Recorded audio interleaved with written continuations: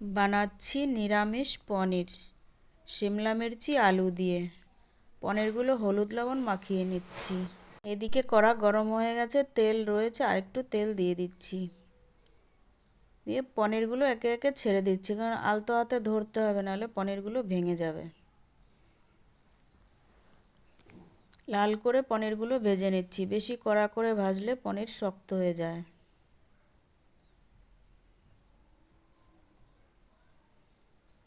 হয়ে গেছে পনির ভাজা, তুলে নিচ্ছি।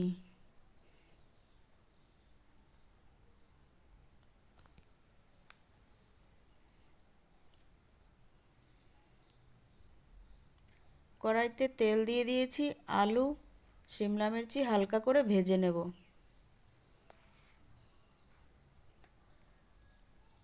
দিয়ে দিচ্ছি সামান্য হলুদ, কারণ জল ছিটবে না।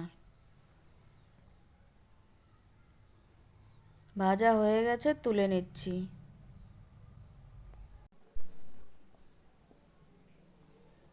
কড়াইতে আবার তেল দিয়ে দেব। দিয়ে দিচ্ছি পরিমাণ মতো তেল। তেলে দিয়ে দেব দুটো তেজপাতা ছিঁড়ে, দিয়ে দেব দুটো এলাচি, দিয়ে দেব দুটো লবঙ্গ,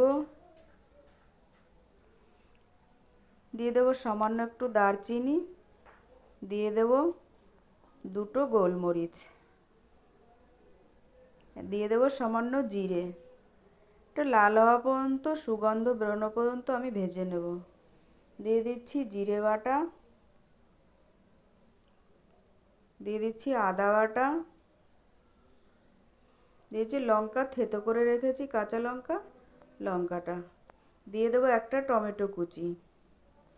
সব আস্তে আস্তে লাল করে ভেজে নেব।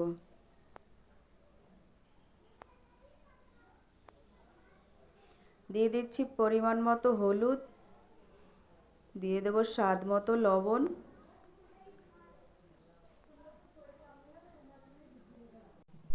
মশলাটা ভেজে নিয়েছি, পনির আলুটা শিমলা মির্চিটা আমি দিয়ে দিচ্ছি। এবার এটা ভালো করে নেড়ে চেড়ে একটু কষে নেব।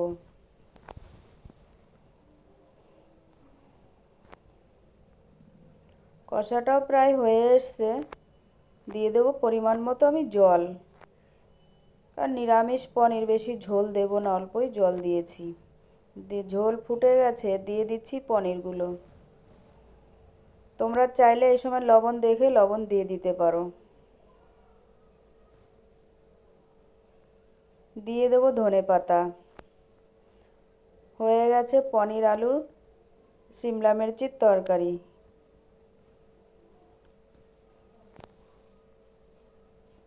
নামিয়ে নিয়েছি তরকারিটা।